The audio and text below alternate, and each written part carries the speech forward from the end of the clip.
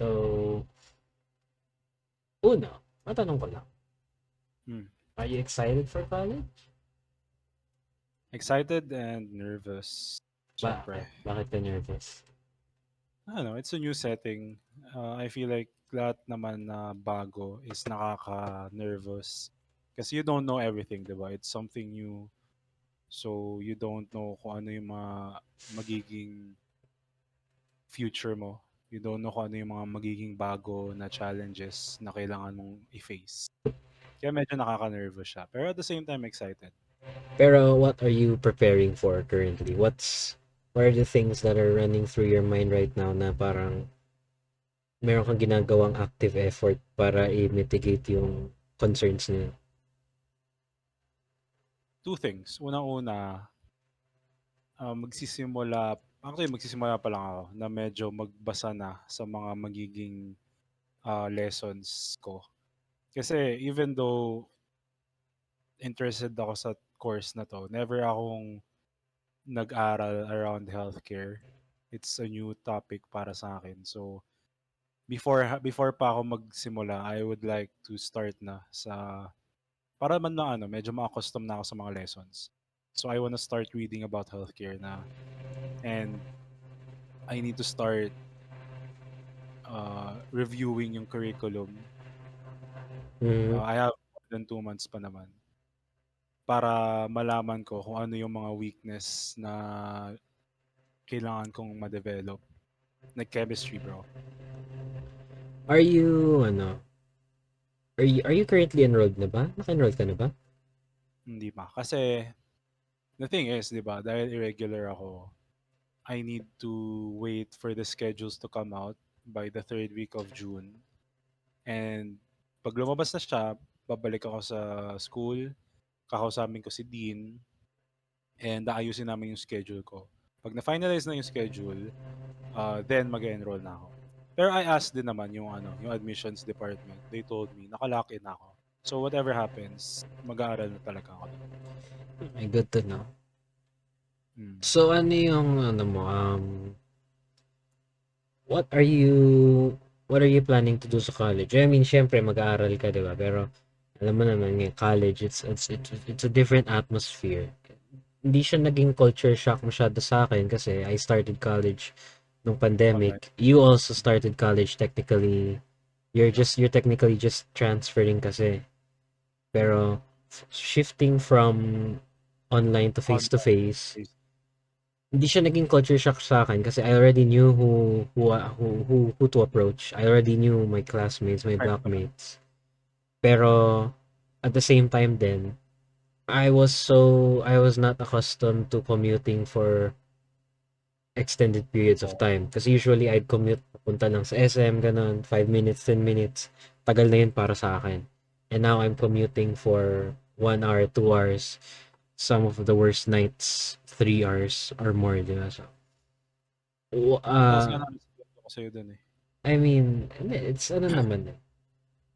I realized din na Hindi college, lang tayo. Hindi lang tayo. Halos lahat ng mga mamamayan experience that. But anyway, back to your question. Sorry. hindi, ano naman, actually, ang tanong ko lang sa'yo is, what are you planning to do? How are you gonna fit in? What's gonna be your game plan? Are you planning to make friends? Are you planning to find the best spots to eat? What's day one una gonna look like pagka step in Day mo one. sa ah Okay. Alam ko yung mindset ko is coming into college. Ang mindset ko talaga is kung ano yung primary goal ko, which is to finish college at mag-graduate. So, pinaka-priority ko pa rin is ma-get high scores, pass all my courses. And secondary na lang yon kung if I'm gonna join organizations, if I'm gonna, you know, be a social butterfly and make a lot of friends. Pero ang pinaka-primary driving force ko sa college is graduate.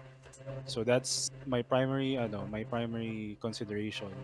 Susunod na lang siguro is kung if I'm gonna be a social butterfly, have a lot of friends, uh, And I think para sa akin naman kasi marunong naman ako makihalubilo. So I don't think that's gonna be a very big problem yung being a social uh, being social sa mga tao. Pero I think magiging mapili ako in terms of kung sino yung magiging mga kaibigan ko.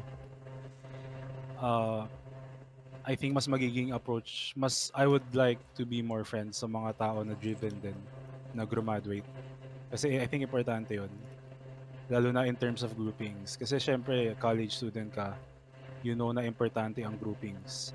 Kung hindi marunong ang grupo mo, kung hindi sila gumagawa, uh, ikaw yung mahirapan. Ikaw yung sasalo sa workload. So I would like to be friends sa mga tao na gumagawa, na hindi pabigat sa mga group works. Okay. That's a very that's a good way to look at things. Pero tama ka naman dun. And I don't think naman, eto lang yung akin, I don't think no one naman goes to college without the intent to graduate.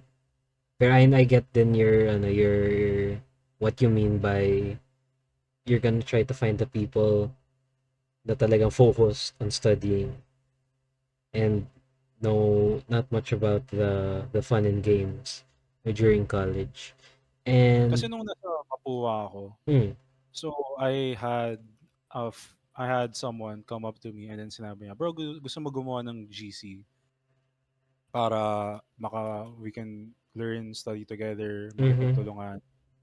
And then from that GC, nagkaroon ng bago na namang friend group.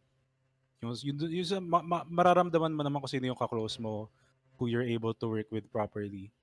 So from that GC, I had a few friends from that GC. Gumawa kami ng separate group namin. And from then on, every time merong group work, kami palagi magkakagrupo. And alam na namin yung ano namin, yung strengths namin. Like kunyari si ganito, magaling siya sa pagko-code. Ito magaling siya sa web design. hmm, Ako usually ako yung pinakamagaling sa pag-present.